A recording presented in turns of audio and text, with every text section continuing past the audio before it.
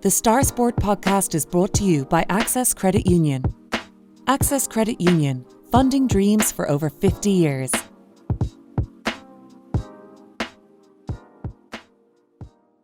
Close your eyes and pull like a dog. And a new Irish record for Phil Healy, 22.99.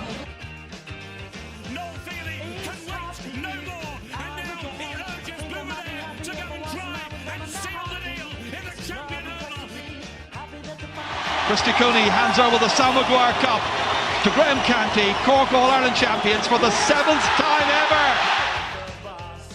Hello and welcome to the Star Sport podcast. I'm your host, Dylan Mangan, and I'm joined as always by Star Sport editor Kieran McCarthy. The Star Sport podcast is brought to you in association with our friends at Access Credit Union.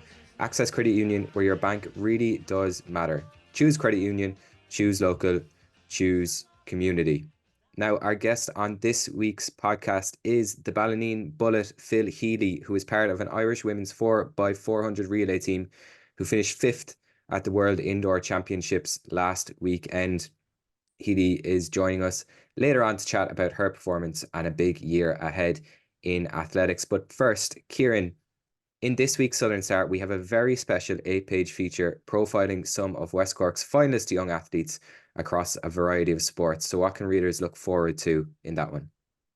Yeah, Dylan, this is one of my favourite issues of the year, my favourite editions. It's our next generation edition, like you said, an 8-page special in the middle of this week's Southern Star Sports section, where we're looking at 32 of the brightest young sports stars in West Cork. And why I enjoy this feature so much is that it unearths a load of new sports people every year, kind of just to put them on our radar. So on the podcast, our regular listeners will know I'm like a broken record when I say West Cork sport. There's not a region like it across the country. And I think a feature like this just highlights that even more, because there's just such an incredible next generation of talent on the way up. So the criteria for this is they're 21 or under. And from my own, just thinking back and writing it, I don't think any of them were even 21. It was all like 20 and under. So just to give a quick tease of kind of the sporting talents we're talking about, there's a basketballer who goes to school in Closh, the Public Bantry, Clodagh Downey, who's with Brunel. Like she's a rising star in basketball. We have a young fella from Bandon, Evan Deasy's his name, who's playing with Cove Ramblers under 17s, and he's a young fella to watch. Someone like Sean Lawton from Doris Athletic Club, who was just recently crowned a Munster Senior Schools champion, and he's going into the All-Irelands this weekend. There's Owen O'Donovan from Barry Row, the young footballer. Owen O'Callaghan from Bandon Athletic Club. It's just, there's so many different young sports people here, from road bowling to boxing to rowing to basketball to rugby to soccer and to Gaelic football to motorsport, athletics, you name it. We have it in this feature. So it really is well worth checking out. And because the odds are, Dylan, when you pick up Thursday's Southern Star, you're going to know one of these young sports people. Yeah, I was going to point that out. Like even if you do know one or two of them, there's bound to be someone in there that you don't know about as well, which I think is the incredible thing. You mentioned the ages there of a lot of people featured, obviously 20 and under, but there's 14-year-old in there. There's a 15-year-old. So like these are truly the next generation in the sense that they're still developing, and the fact that we can find 32 talented sports people under the age of 20, like you're saying, or 20 or younger, is incredible, and also across such a variety of sports too. That's exactly it. We've settled on 32, but the reality is it could be much more than that. Like it's become a situation over the years where I'm whittling it down to 32, kind of we could easily have stretched it even bigger this year. And again, that's just a testament to the quality of the young sports people in West Cork. And like I said, it's across all different sports. And when you read the profiles of all these young sports people, you'll actually see that they've achieved an awful lot already. Take young Con Desmond, he's the boxer out in Bantry. He's only 14 and he's already won 4 county titles, 4 Munster titles. He's been in 2 All-Ireland finals. So you're talking about that quality of young sports person, and that's kind of replicated right across the different sports. And it just shows how much these young sports people are achieving.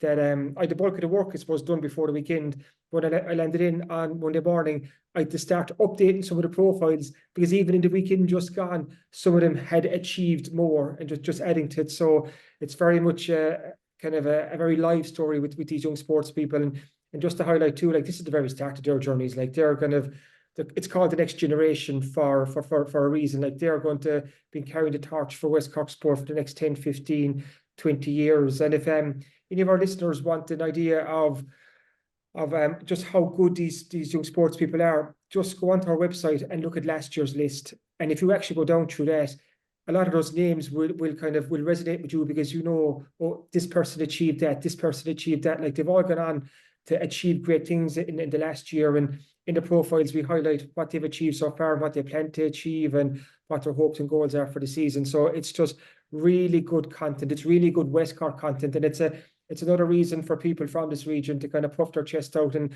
be very proud of sport in this neck of the woods, because like I keep saying, it's a region like no other. Yeah, and what we'll do as well for listeners is we'll have a link to last year's Next Generation from 2023 in the description of the podcast, in the article. So you can go and give that a read as well. We won't give too much more away, Kieran, but it's definitely a must buy for any West Cork sports fan this week, I would say. So looking forward to that being released tomorrow.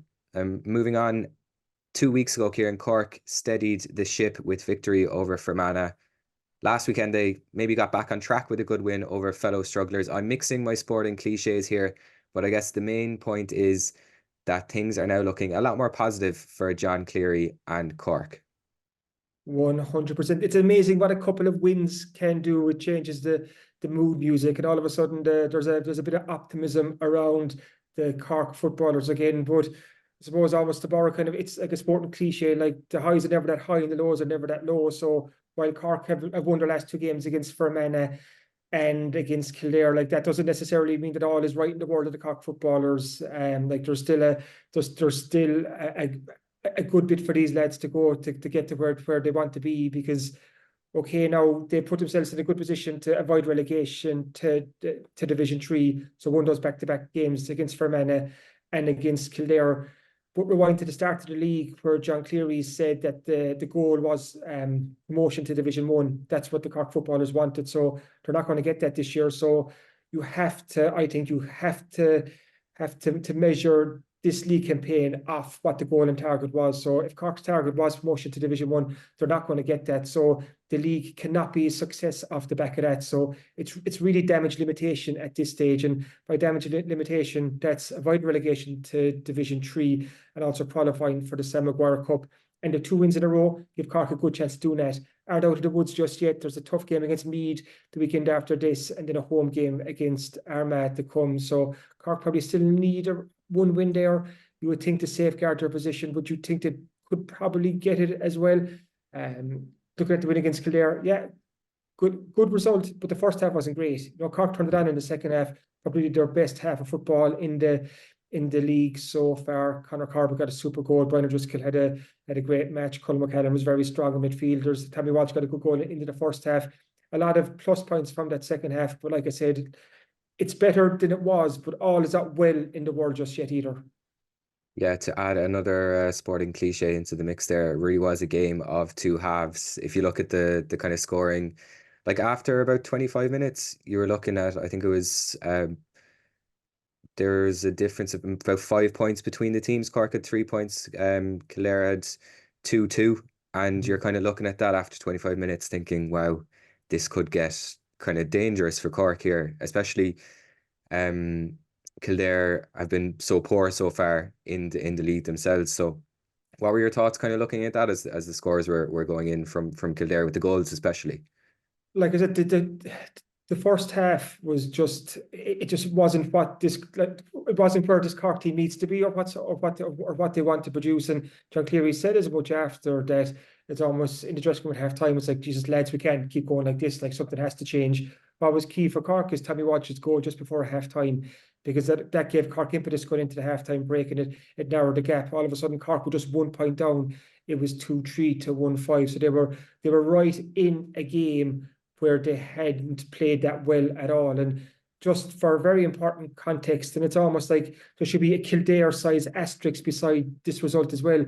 Kildare were bottom of the table, or are bottom of the table, and have lost every game. So Cork weren't beating one of the top teams in Division 2. They're beating a team that is struggling for confidence and that just hasn't picked up a point in this league so far. So I think that's important to note, the quality of the opposition as well. So like I said, that Tommy Walsh goal gave Cork a fighting chance to get into half-time. And in the second half, Cork did take over, and it was a lot better. They just pulled clear of Kildare, and some good performances in there. So it's something to build on, and it's moving it in the right direction. And like John Hayes writes in his column in Towards the Southern Star, it offers some green shoots of hope. And I think that's all that Cork fans want right now, because what we'd seen in the games beforehand, it was disappointing, and it leaving fans disillusioned, because we'd seen the progress of 2023, but we were hoping that Cork would kick on this year, and we hadn't seen it just yet. But we'd hope now that back-to-back wins will help create a bit of momentum for Cork. And that's what John Cleary wants, because in any sport, momentum is important.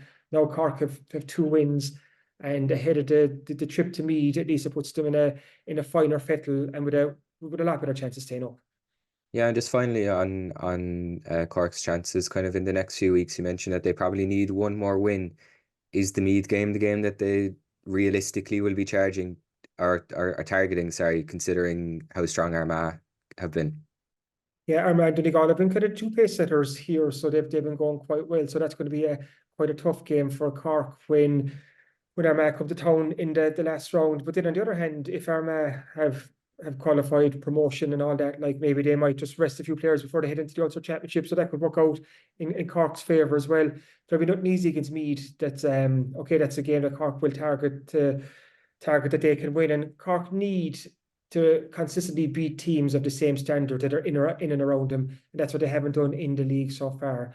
Lost to Louth, lost to Kevin, kind of their teams that Cork, if they want to take the next step, that they need to beat teams of a similar standard. So heading to Meath, it's going to be a tough away fixture, but that's a game that this Cork group will obviously target a win from. But it's a game you should say that they probably have to get a win from as well, because if they want to be serious about their aspirations going into the first Sam Maguire series and in hopefully the knockout stages after that, we need to see this Cork team beating teams of a similar standard. So the Cork footballers actually, they've flown out on a training camp this week. They're went off on Wednesday to Portugal for a 4-day warm weather training camp. So hopefully the sun is shining there. Hopefully the weather is better than it's here, and they'll come back in fine spirits and ready to attack the last 2 games. Yeah, we'll be chatting about Cork's remaining games on the podcast in the coming week, so keep tuned for that. We're going to take a very quick break now, and we'll be back to hear from Phil Healy. The Star Sport podcast is brought to you by Access Credit Union. Access Credit Union, funding dreams for over 50 years.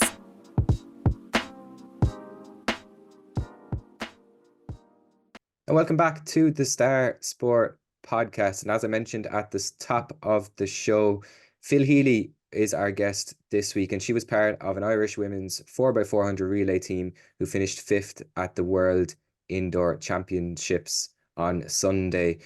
They qualified for the final, Kieran, in a national record time of 3 minutes 28:45 after a stunning first leg by Healy, and it's great to see her back where she belongs, really, on an international stage.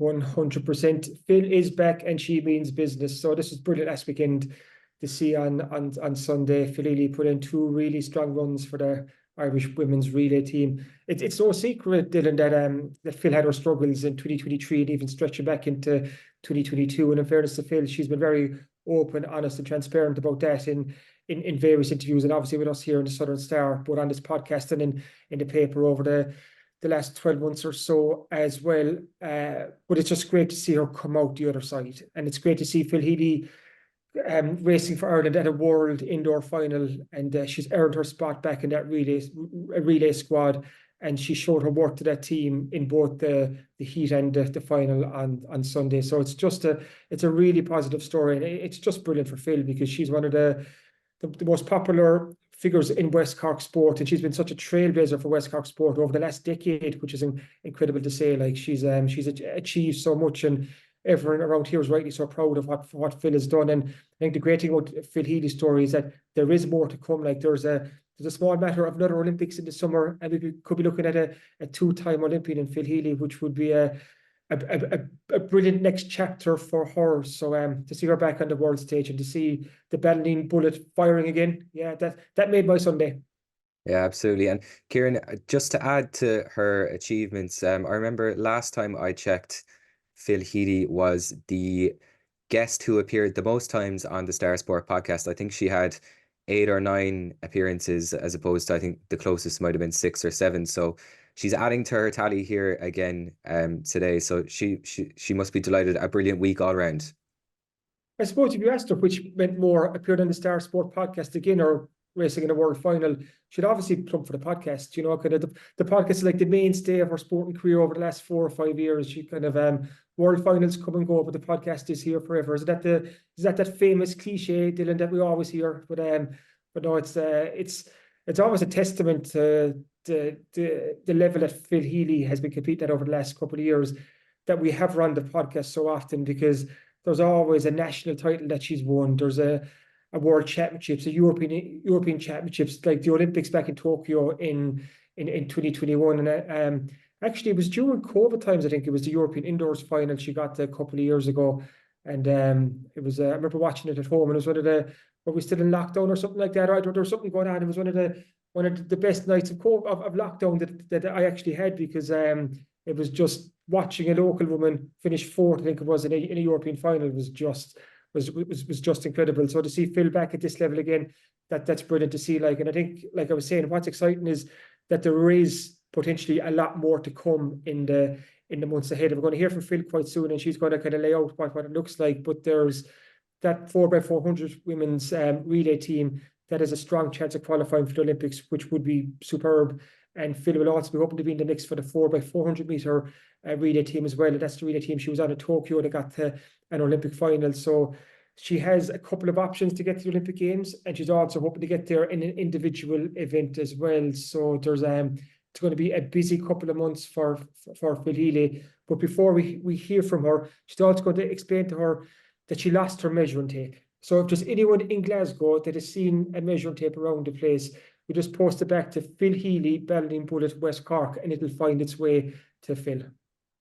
Absolutely. We'll keep an eye out for that online, and who knows, there might be some local people willing to help her out with future measuring tapes as well. We'll see. But that's enough from the two of us. It's time to hear from Phil Healy. Phil, we're a couple of days on from the World Indoors. The Irish women's relay team finished 5th in the world. What an incredible performance on Sunday night. What are your thoughts now, a few days on?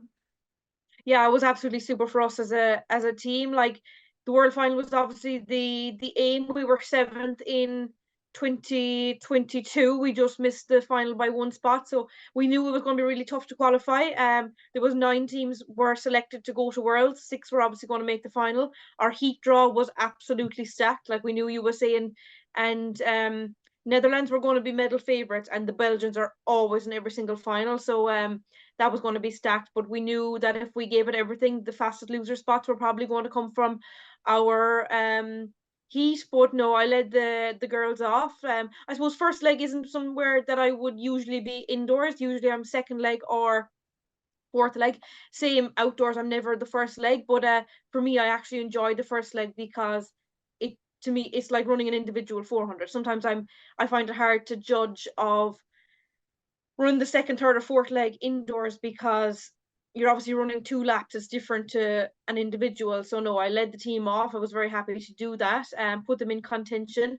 And then it was a nervous waiting for that second heat to run, but we made it by 1200ths of a second. Every 100 matters, as you can see in this game, and to come 5th was unbelievable. It was so close to the national record again, and I think the aim for us was to go out and break that national record, because I suppose when we've raced, we always tend to break it in the heat, and then there's been a bit of a drift in the final, but we were so close to breaking it. Again, to come away 5th, it now shows that Ireland belong in these major finals as well. Like, we've gone to major finals every single year for the last few years since 2021. and relays is the way to go. Our team was obviously so strong. It was a national record by 2.5 seconds. I think when we broke it 2 years ago, it was a national record by 4 seconds. So it just shows how much 400-meter running has come on in Ireland. It's obviously a massive year for us. We have World Relays there at the start of May, where we have to qualify for. That's our only opportunity to qualify for Paris. The top 32 countries in the world will be selected to go. We're well within that, but 14 of the 16 places for Paris come from World Relay, so everything is to play for there. It's an exciting few weeks. We obviously have European Championships later in the summer, and then fingers crossed, hopefully Olympic Games. It's shaping up as such a busy year, touch wood, Phil, and to get it off to such a good start at the World Indoors. It just shows the potential within this Irish women's 4x400 relay team. Would you mention there about running the first leg, and you're not used to that? Just talk to us a small bit about what's involved in running the first leg and what your role is for the team. Yeah, because you need to put the team in contention at the break. So obviously you're breaking after 150 meters where everyone crosses in. So for me, I suppose I can use my speed in that regard. But as well for me, I hadn't ran a 400 I think it was about 6 or 7 weeks. So there definitely was a bit of like doubts and voices in my head of like, okay, am I going to be able for this? Am I going to be strong enough for the team? And I actually got an invite to the individual 400 as well, which was on the Friday. But I turned that down to focus fully on the relay. And I'm glad I did, because I wanted to give everything for the relay, because it is a very important year for us in that.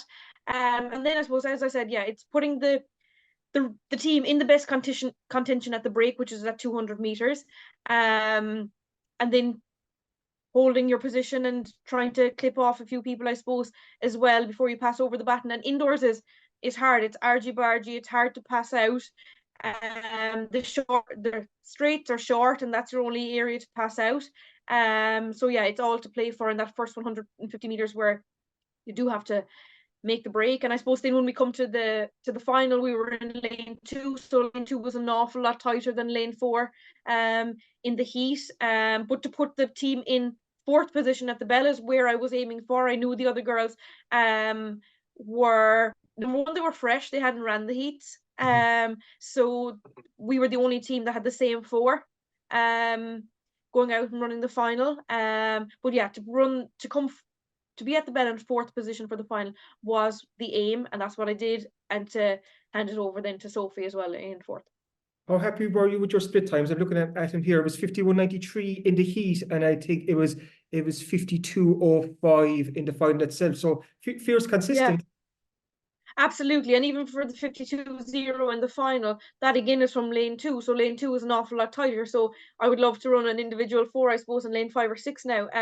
But yeah, that was my, I suppose, 2 fastest times in one day as well, that I've ever run, even in the individual. And I suppose sometimes there's a lot of focus put on splits, but the team need to perform collectively. Like I did my part, the other girls did their part.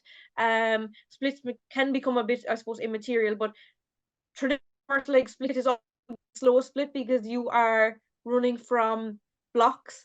But I was very happy to do what I could for the team and be back out there, I suppose, as part of that Irish squad again, and looking forward to keeping my position over the next few weeks and on into the big summer. You've been very open and honest in the last 12-18 months, Phil, about I suppose the challenges that you faced. So how good did it feel to be back in the Irish women's relay team and back in a world final on Sunday? Absolutely super, because even if I rewind back to the summer, like I took myself off the squad for World Championships in Budapest because I didn't feel I was in the shape. I didn't feel I had something to offer the team, and I suppose that's hard at the time, but looking back, like it was a decision that I needed to make. So to be out there with the team again, the team is constantly changing. We all have to fight for our places all the time, which is great for, I suppose, women 400 meter sprinting in Ireland, that the team can change at any point. It's not concrete, but yeah, to go out there again, give it my all, be back to my best, and enjoy it on the world stage, make a world indoor final. That's the first world indoor final that I've made. So that's something as well that I have to be thrilled for. Being a part of that team, break the national record. Yeah, it definitely felt good. And it's a very important for you, Phil, to be enjoying your athletics again. 100%, because athletics is a tough sport, like, and it's individual. You're training 6 days a week. It's 11 months on. It's 1 month off. I suppose people don't see the hard work that goes on behind the scenes. Day in, day out, the travel, the hard work, the dedication, sacrifice, all of that. Combined. But for me, it's my norm, so I know no different. But absolutely, look, it's my job as such. Yes, I do have a full-time job at the side, but it's also, I suppose, my second job. And if people were in their own day job and they're not enjoying it, they know how hard that is. So it's the exact same thing. So obviously everyone loves when things are going well. Things aren't always going to go well, but when things weren't going well for such a long time, that was definitely very challenging. But we're on the far side of it now. I'm in a much better place mentally and physically. And I suppose it's important to, I suppose, highlight that as well, because as athletes, sometimes we think that we're like robots and we can keep going time and time after again. And the mental side of things is so important as well, because we need to look after ourselves in that regard. So it is important to realize that we're not someone that can just keep going all the time. We can hold our hands up and say, yeah, we are struggling here a bit, and get the support that we need and move on there from then. You mentioned there about working a full-time job. How do you find juggling both full-time job and athletics? Yeah, do you know what? It's actually, for me, I enjoy it now. I don't think I could ever go back to full-time athlete. Yes, I would love, I suppose, the free time all the time, but work is very supportive. It's flexible as well. And I do like the distraction of going away from the track and going back to work, or finishing work and going to the track, vice versa. And I suppose for me, is like coming to the later stage of my career, like I'm 29 now, sport isn't going to last forever. And I suppose the last few years highlighted that for me as well, with the struggles that you can have. But my career is just as important as my sporting career. So like, I didn't want to be like 32, 33, retiring from the sport, whatever age I do retire from the sport, and starting at the bottom of the ladder in my career either. So you're not going to make a fortune off sport in Ireland. So you do have to live a life, and you have to grow up as well as sometimes. So yeah, for me, it was, I suppose, having that balance, having that fallback, and developing my career at the same time, hand in hand with my sporting career, so that when I do retire, I can fully push on then with the actual career. And you're not going to make a fortune in sport in Ireland if you have to keep buying measuring tapes, Phil. I sent you a picture earlier the week, and you could explain this to our listeners. There was a picture of you before, I'm not sure it's the heat or the final, but you had a measuring tape on the track with the blocks. Just talk us a small bit through that. And first off, where did the measuring tape come from? Measuring tape has come from so for the blocks, yeah, you have to have certain settings. So obviously you're trying to maximize the most you can get out of the block. So for me, I have my I suppose settings measured to a T, and I always use a measuring tape. And sometimes when you go to a major championships, you're not allowed to use a measuring tape, or you have to use a tape that's provided by them. So I just have a standard pull out measuring tape. I actually didn't get the measuring tape back after the final, so there was a trip to Bandon there now yesterday to stock up with a new one. But yeah, it's something that I always have in the bag, because it comes down to this like centimeters of where your feet are actually placed in the blocks to get the angles right and different things like that. So yeah, I suppose that's another technical element that we always have to work on. So in some beats, so in some events, you actually can't bring the measure tape with you. Is it how would you set up the blocks then?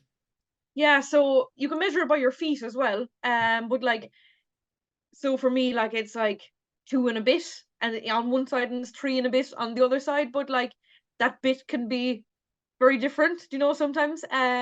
So you just have to roll with it in that situation. But as much as I can, I have the measuring tape and keep it accurate. But I'd say team management at this stage are like, will you ever get rid of that measuring tape? Because they always have to go find out if they can actually, if you're allowed it or not. But there's plenty of other athletes that have it as well, across both Ireland and across the world at the competitions. I think it's just a thing athletes always have, and it's the way that I suppose we're taught as we grow up, and how to set our blocks. But yeah, it's a statement in my bag anyway. Let's put a shout out to the Bandon Co-op to send a box of measuring tapes over to Phil Healy, please. That's it. Yeah, stock up. And like we're saying too, Phil, like there's a very, very busy couple of months ahead. And you have the World Relays in Bahamas in the start of May, and that's the qualification event, like you said, the Paris. So what does the next couple of weeks and months look like for you? Yeah, so for me, I have a down week this week, which is like gladly taken. But then I go back into training next week as normal. It's a full on, I think, 6 or 8 weeks before we actually compete again. So at the end of April, we go to Florida for a week. ahead of going on to the Bahamas then for another week where World Relays is. So that's the start of May, into April, start of May, and then May is going to be pretty full on racing wise, and the same with June, because end of Olympic qualification is June. So it's all to play for over the next few weeks. This is our only, I suppose, training block that we can actually get in now again, where things are clear, there's no distractions, and it's just back to hard work before it's a few weeks of intense travel and racing again. And what will the squad look like in the weeks ahead? Obviously, Rashida Adeleke wasn't part of the squad the weekend, but does she come into the reckoning now? Like, I know there's a really good, strong squad there, and you made reference to the subs as well after the World Final the last day. Like there was 6 of you over there. So what happens now in terms of selection for the World Relays?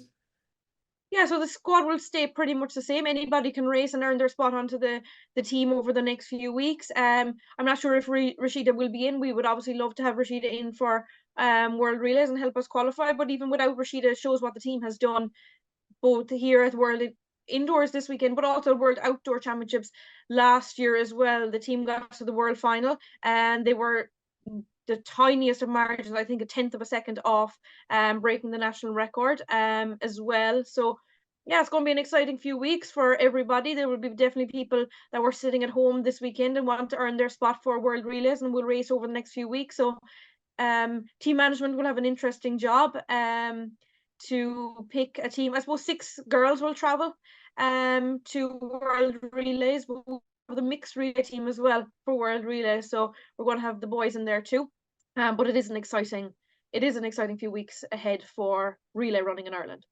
We spoke in the last year, Phil, and you were making the point you'd love to become a 2-time Olympian. Do you see the relay as your best ticket to Paris? 100% of the relays, everybody's ticket to Paris. And hopefully we can get the women's 4x4 there this time. Obviously we were in Tokyo with the mixed relay, so hopefully we can get there in both relays. But then individually the aim is always to qualify as well. So probably will focus more on the 200 come outdoor season, because I gained a lot of ranking points indoors. I'm currently within the ranking for Paris, so I suppose it's about maintaining that and pushing myself further up the board, and staying healthy, enjoying the sport, and working hard over the next few weeks. But it's all about the relay for now. Before I let you go, I have to ask you about Charlene's disqualification from the 400-meter heat the last day. For kind of the casual athletics fan, it looked very harsh, because we've talked before about the argy-bargy of indoor running. What was your own thoughts on it? Yeah, for the casual athletics fans, it's definitely very harsh, but for the actual athletes, it was very harsh too, and you would question your faith in the sport as well, because there was minimal contact there, and like there was far worse that went on across the weekend and across other major championships when there's no disqualification. So like it was extremely harsh on Charlene. It shows that she belongs in the world final. She proved that in the relay as well, what she's capable of. For Irish support, we always want to see an Irish person in the final, but like as an athlete that has ran individual 400s indoors across the last few years, I've been in races where far more has gone on and there has been no disqualification. So that was definitely extremely harsh. I suppose for all of us, it's an eye-opener of what can actually happen. But indoors is you're always going to have argy-bargy, but it was appealed and it was counter-appealed, and unfortunately the appeal wasn't accepted. But yeah, overall it was a dampener on Friday, because she earned her spot in that world final. It was a phenomenal performance, but we used that I suppose as extra hunger going into the relay to step up our game and give back, and let Charlene be a world finalist as well walking away. And Charlene, certainly, she put on a show as well on Sunday as part of that women's 4x400 meter relay team. So now congrats again, Phil, and no doubt we'll catch up, touch wood, before you hop on that flight to Paris later in the summer. Super, thanks a million, Kieran. The Star Sport podcast is brought to you by Access Credit Union. Access Credit Union, funding dreams for over 50 years.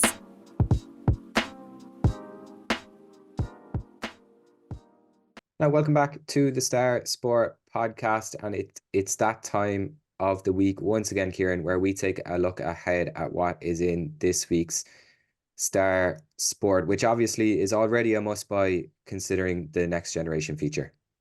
Yeah, that's a given. 8 pages on the next generation. Well worth checking out, like we discussed earlier.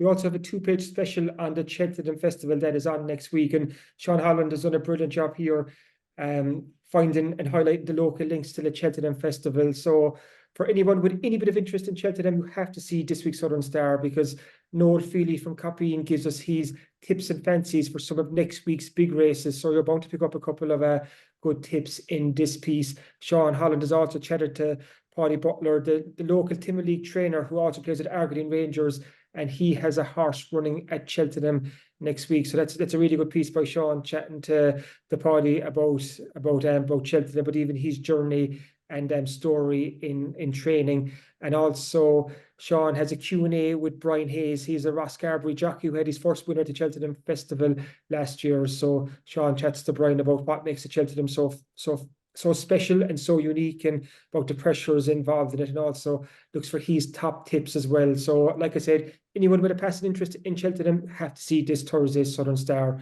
Among the other highlights are Clonakilty Soccer Club are through to the Beamish Cup final. Bend it like Chris is what we're saying. Chris Collins got 2 superb free kicks for Clonakilty in their semi-final against Castletown last weekend. Also, the West Cork Rally is fast approaching. We have the latest on that. Rugby is quite busy at the moment. Sacred Heart Clonakilty are through to the Munster Girls Junior and Senior Rugby Cup finals, and Closh the Pubble Bantry are also through to the Junior Cup final. So that's an all West Cork affair there. We have a picture special from Castlehaven GA's big social last weekend, and also the Carberry score had their score in Apostee and scores Shinshire finals in Ballinascarty last weekend. We've all the news and photos from then. And there's even more. Jack Crowley is obviously going to take on England in Twickenham in the Six Nations this weekend. Shawnee Cahalan had his first match as Castlehaven senior football manager. The Cork ladies are on the brink of relegation from Division 1 of the league. We also want to wish the best of luck to also want to wish the best of luck to Skibbereen Community School. Their senior A ladies football team is in an All-Ireland semi-final on this Thursday. They're travelling up to Laois to take on our ladies of Castleblaney. The Skib School won the Munster Senior A final last week. They showed Mercy Mount Hawk no mercy with a sensational third quarter surge. So the very best of luck to Skib Community School on Thursday. Packed as always, extra packed I would say this week. So plenty to look forward to, and all that will be available in shops across West Cork from Thursday morning. And as always, if you're further afield or can't make it to the shops, you can subscribe to the Southern Star and get our e-paper on your laptop, tablet or phone. So just head to subscribe.southernstar.ie, enter your details, and you'll get an exact replica of the newspaper for less than €2 per week. And just before we finish, Kieran, I want to give a quick plug to next week's Star Sport podcast episode, which we'll be recording in Access Credit Union in Skibbereen. Access have been sponsors of the podcast for a long time. So we're doing an outside broadcast in there next week. So that's one to look forward to. And thanks again to Access Credit Union for their sponsorship of the podcast. And as always, thanks to the listeners for tuning in to the Star Sport podcast. If you've enjoyed this, please remember to rate, review and subscribe wherever you get your podcasts. And we'll be back again next week. Thanks for listening.